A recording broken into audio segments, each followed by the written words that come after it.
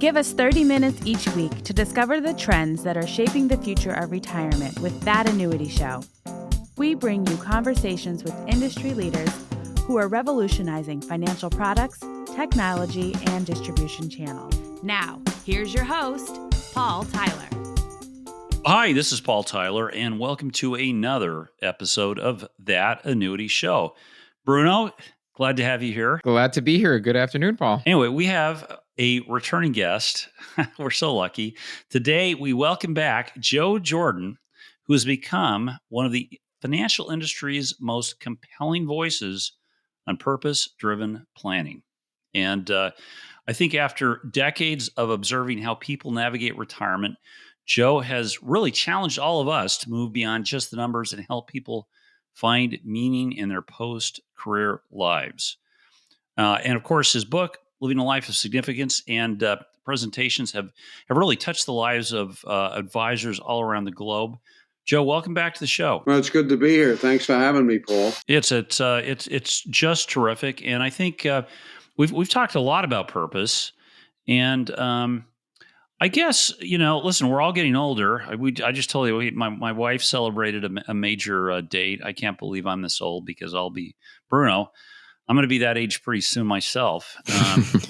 But Joe, at this point in your life, I guess you've seen a lot, and we've collectively seen a lot of people navigate retirement, right? Who we worked with at Met and in the industry. And, I guess, what made you realize that we need to rethink retirement? Well, some observations. I mean, that a lot of the work I had done in the past, because I grew up as a real product pusher and all the other stuff like that. I thought financial services was losing its meaning and purpose to people because it was all about how much money you made and what have you.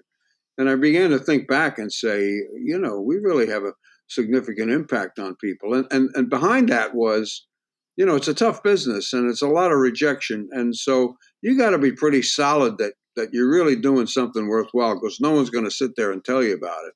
So a lot of my work was behind my book, Living a Life of Significance, and showed the programs or showed ideas where the impact that we had on people, and that was where it was.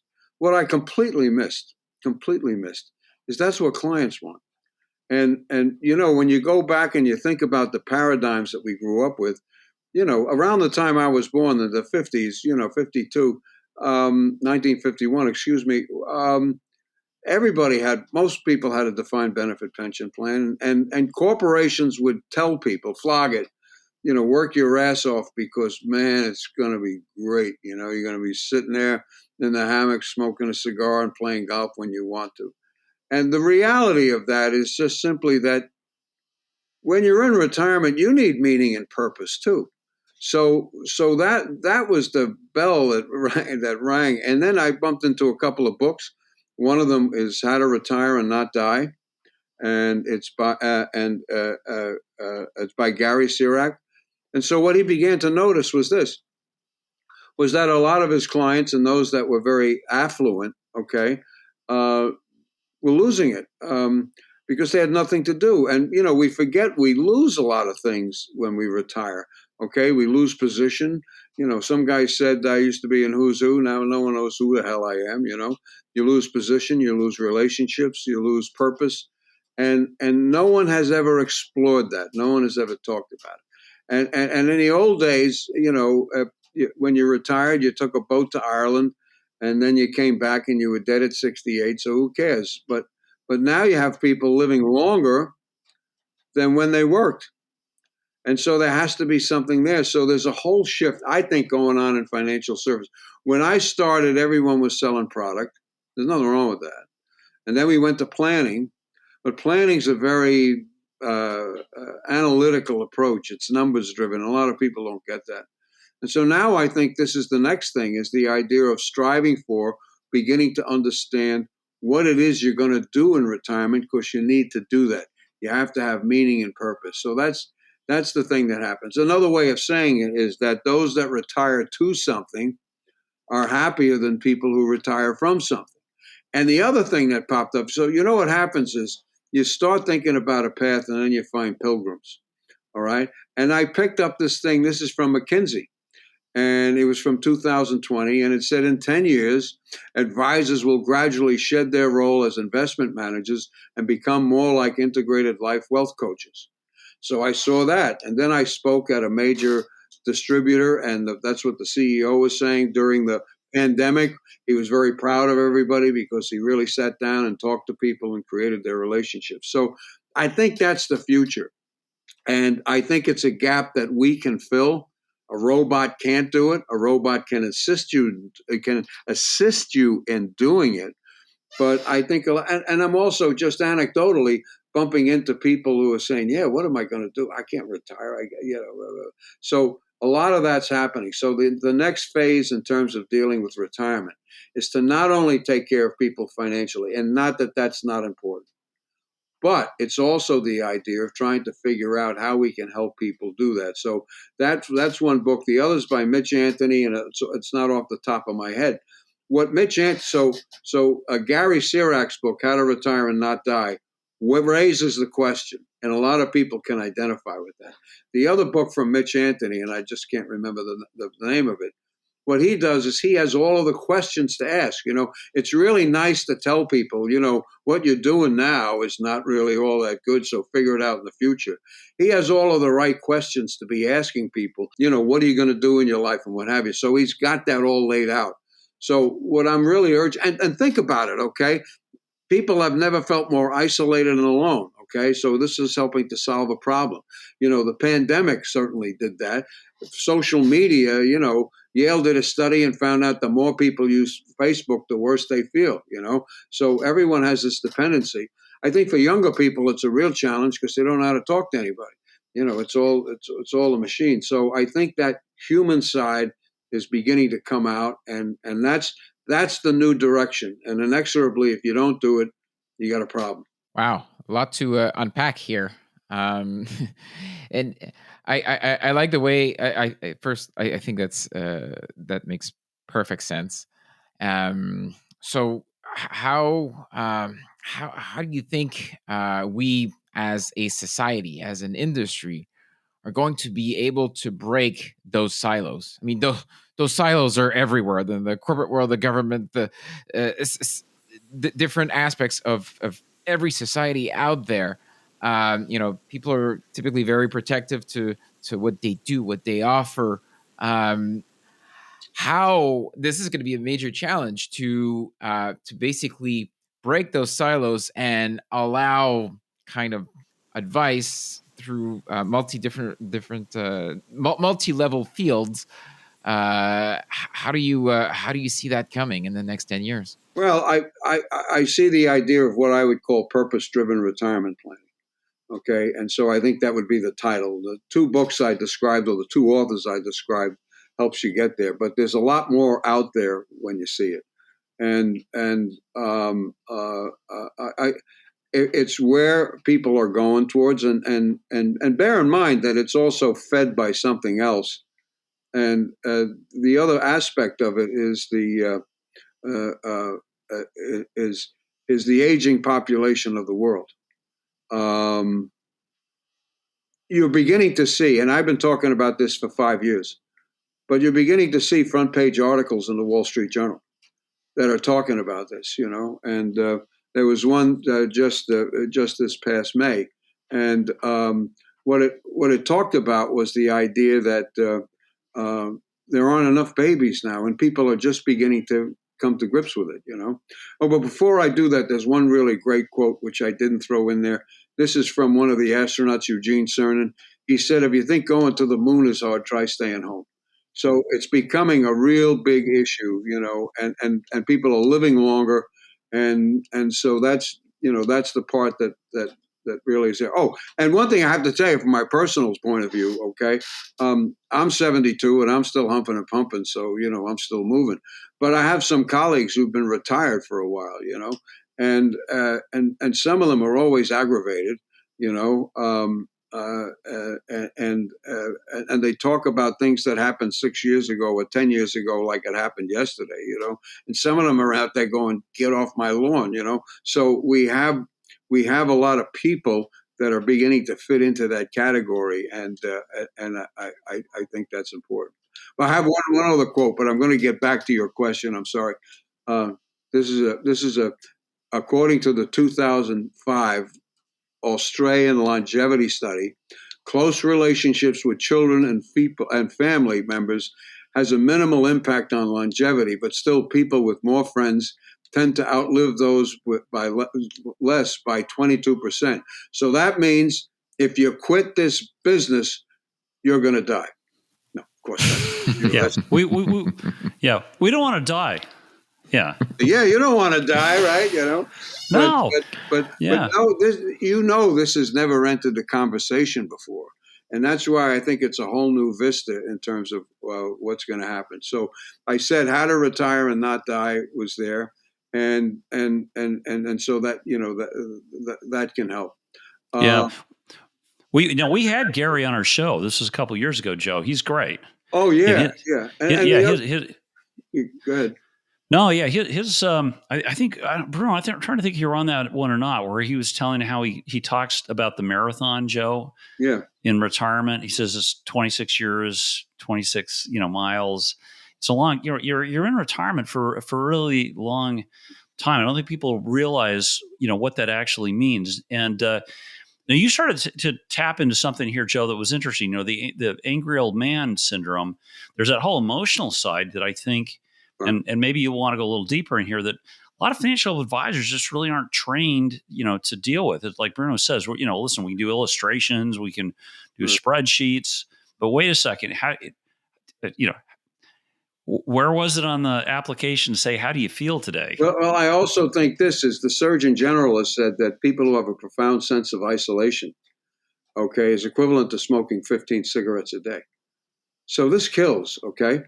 And so I did find Mitch Anthony's book. It's Life-Centered Financial Planning. That's the name of it.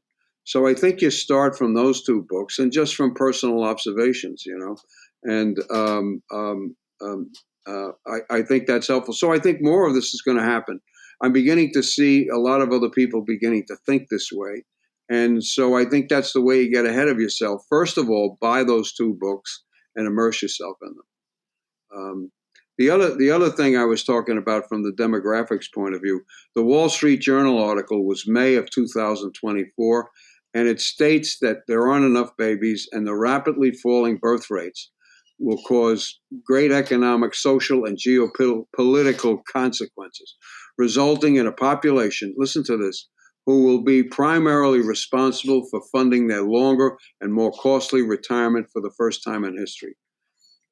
However, the silver lining is in the U.S., there's still 13,000 baby boomers a day turning age 65, okay?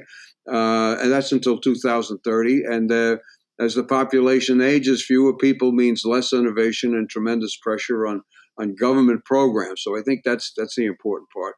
Also, Gen Xers is not as big as baby boomers, but close. But then the millennials are even bigger. So I think your grandchildren will be in this market, So that's the size of it, and that's where it is. And the other thing which I think is important is for every guy over 100 in the United States, there's 5.5 women.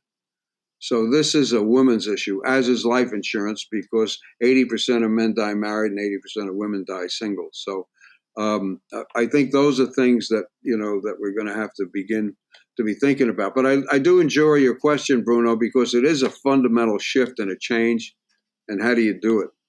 So I gave you two instances, but that's a broader context of what the business is about. Instead of the new index that's in the annuity that jumps through hoops and does all sorts of stuff. And so sometimes I think we get vary this much.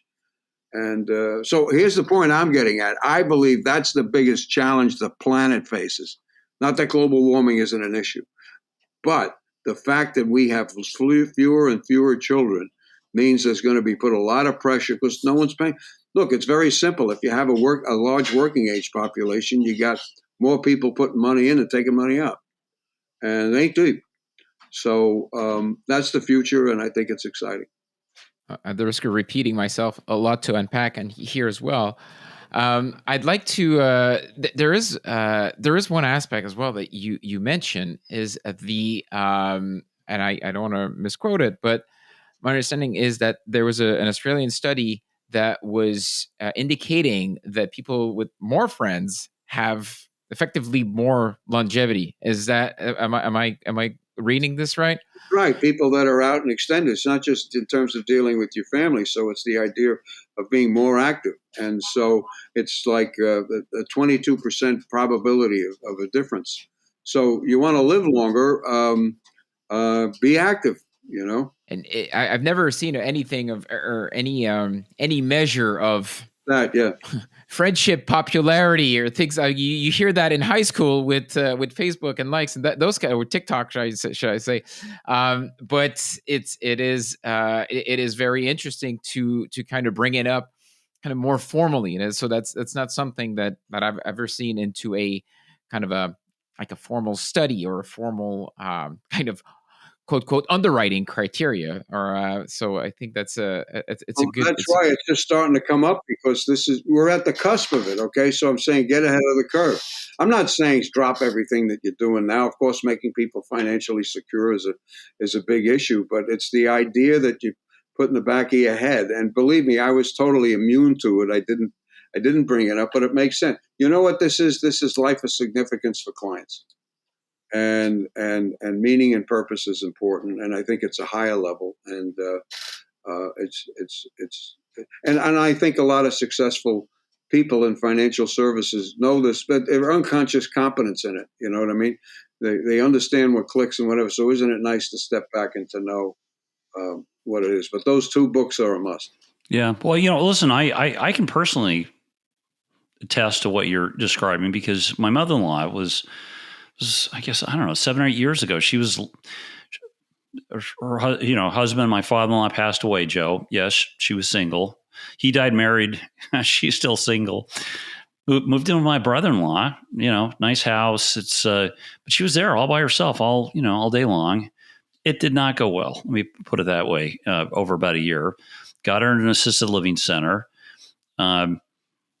She has a line of people outside her bedroom, like, every morning to come in as she holds court. She's happy as a clam. This is 10 years later, so, I've seen that there. Now, here's a good one though for you. I was, I told you beforehand, we had a big party for my wife, and somebody who's older than I am, couple, came. The wife actually told me, she said, well, and the backstory is, husband runs a firm. They've sort of passed this on to their next generation. Their 2 kids are working it, doing a really good job. He's still showing up. So he's going in the morning, showing up till 1 o'clock or 2 o'clock in the afternoon. She said, he's just afraid of stopping. He doesn't want to stop. He likes that routine. I don't know, Joe, what do you tell somebody like that? Do you say, yeah, give it up? Don't do I could say keep doing it for a long time. if I read between the lines, how do you advise somebody like that? Well, I think that's where our questionnaires are going to have to begin to change. To get into that life. What are you going to do with your life? And I think we're at the cusp of it. So don't stop doing what you're doing now, but be cognizant of this is a huge human need that we can fill.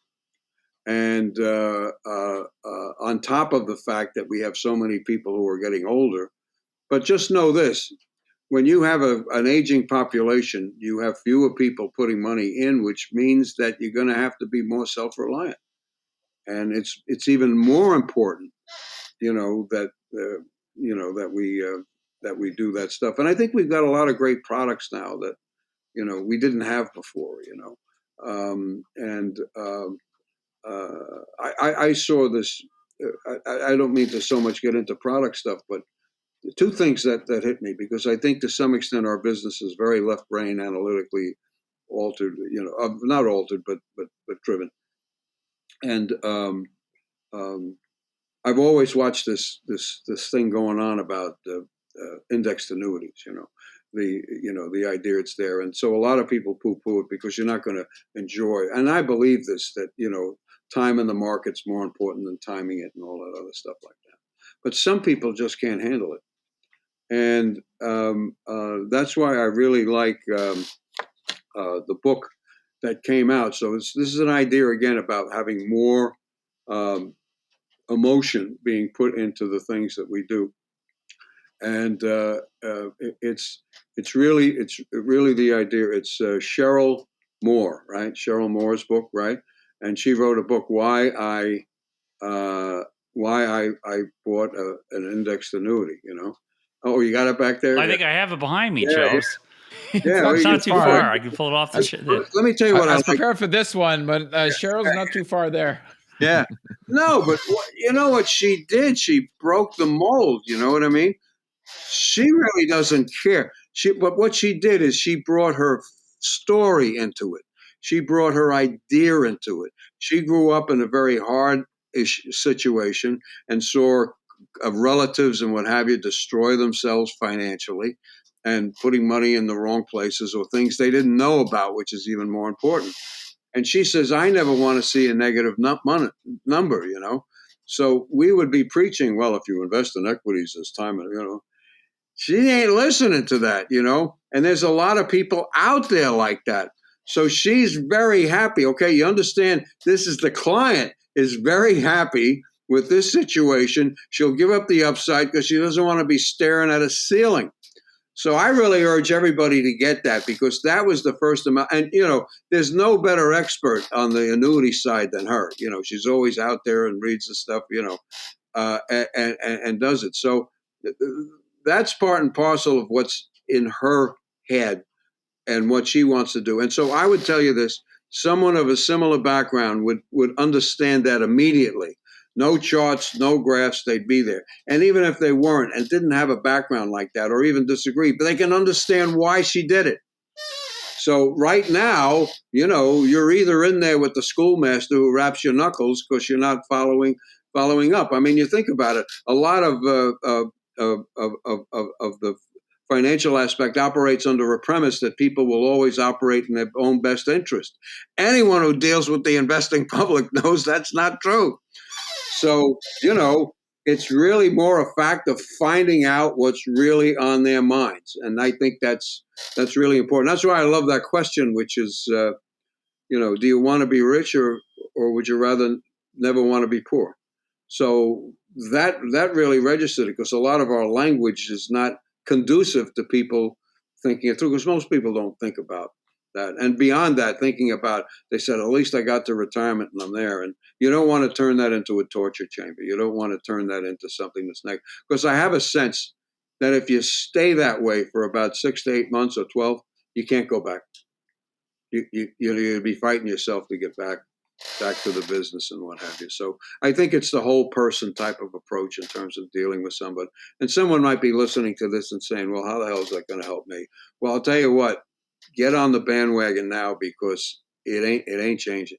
I guess I think, Joe, at one point, I think in some of the materials I think that I've read, you talk about sort of 5 key pieces of retirement. I think if I've got the notes right, routine, identity, relationship, purpose, and power. Are those the right elements? Yeah, those are things that people require and need. Yeah.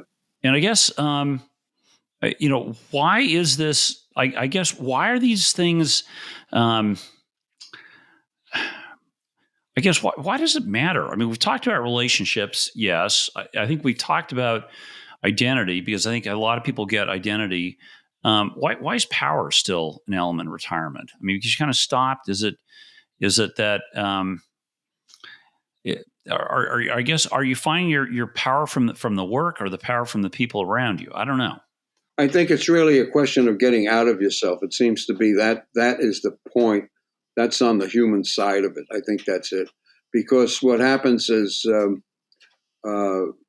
I said, if you're just waking up and watching the television all day and then it's there, all of these things begin to morph and change. So I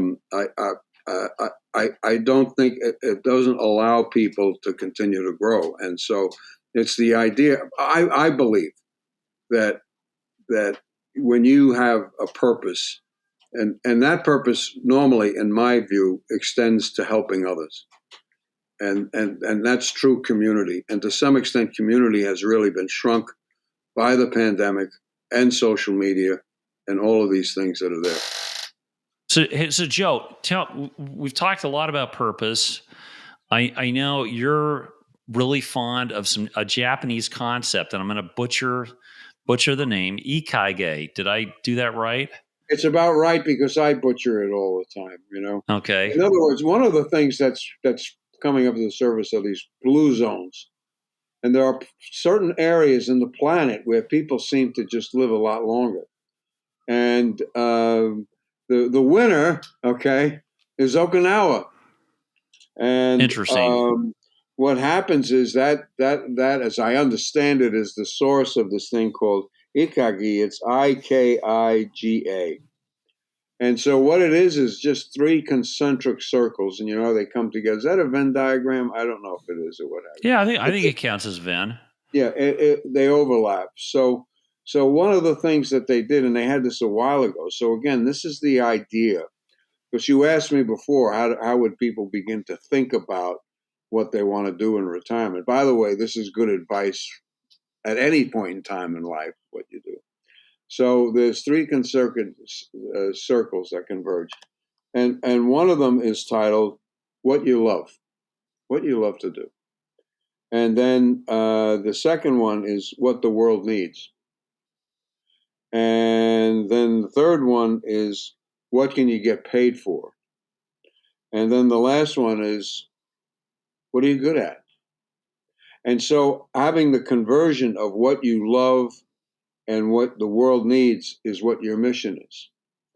And the convergence of what the world needs and what you can get paid for is your vocation. And then what you can then your and then the other one is what you're good at turns out to be what you get paid for, and what you're good at is your profession. So these things seem to come together. So it's really gaining a lot of credibility because people obviously want to live longer. So living longer also means you have to have meaning and purpose to be able to do that. And and so this is something that I think is beginning to catch hold in Western civilization too, and so it's something that people should look at. I guess if I think if I'm listening to this, I'm a financial advisor. This is good. Okay, but what do I do differently tomorrow? A lot of advisors, as you know, listen, they do what was successful yesterday to today, and tomorrow they do the same thing because I think this is such a hard business. What are the steps to change? Like if I wanted to be a purpose-driven planner, Joe, how do I start? Well, I think one of the things to do. So, I mean, that's a good question because I wouldn't start laying Ikagi on your clients, because they'd look at you like you have four heads. So this is really more a change in perspective. I think the things to get are the two books, How to Retire and Not Die by Sirac, and the other book that I mentioned earlier by Mitch Anthony. One goes through and explores the problem itself where you go, aha. And the other one actually gives you the tools, the questions you'd ask or what have you. So I think you start going slow and you begin to think about what it is you want to do. Let's face it, most advisors are older, right? So they're more sensitive to that. So I think that's it. And just try to get away from the numbers. It's more a question of asking the right questions. It's not so much you, it's them. And I always talked about, as you know, I talked about the idea of a significant life, meaning from a perspective of first advisors, but this is for everybody. And there's four pillars for it. It's belonging, purpose, storytelling, and transcendence. And belonging means, as I said before, people have never felt more isolated and alone right now. So that's something that's of importance. The other thing is purpose, and purpose requires a commitment that's greater than what's in it for you. And storytelling, which I think is the big one, is all wisdom comes from specific human experiences. And we don't do enough of that in terms of tying stories into the mix of things, because those are the things that people can remember.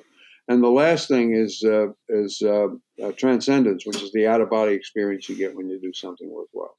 So I think for now, what you really have to do is be cognizant of it and recognize it's there. I would get those 2 books, which gets you started. And I think you'll finding having different types of conversations. Because if you ask someone, what's your risk tolerance? I don't know what the hell you're talking about. I do think questions are key. I get talked to a lot. I probably talk to a lot of other people too much. Everyone needs to stop back, take a step back and ask a question, listen. Well, I think the best question is the idea: do you want to be rich or just have a guarantee you'll never be poor? I think people can really relate to that, and then let it rip. Yeah. Well, listen, Joe, thank you for your time. Bruno, thanks for joining us from the country in the north, to the north of us. Thanks to you. And Joe, let's see, where's the best place to find you? You've got a website. Right. It's josephjordan.com. I got a lot of neat stuff in there, and I'm doing these things now called the 2-minute drills. And it's like a spin-off of football. There's only 2 minutes left. What are you going to do? and I go through a number of topics, and I think you'll find them worthwhile, because everyone's attention span is that of a German Shepherd these days. I understand that. So that's something that that could be helpful. And by the way, if you need a speaker, here I am. I do weddings and bar mitzvahs. Of course I don't. Yeah, and I'll say, for anybody listening, you really know how to connect with an audience, and I think we do need more people in our business who are talking, about purpose as opposed to how the latest index gets calculated. Well, it's emotional too. It gets to people, and again, it's a story. I will tell you, I bump into people who heard me speak 10 years ago, and they almost verbatim can tell the stories. They don't remember anything else on it. Yeah. Hey, well, Joe, listen, thanks for joining us. We'll get you on again in the next couple of months and hear more about your travels and what you're learning as you're talking to people. But thanks for our listeners.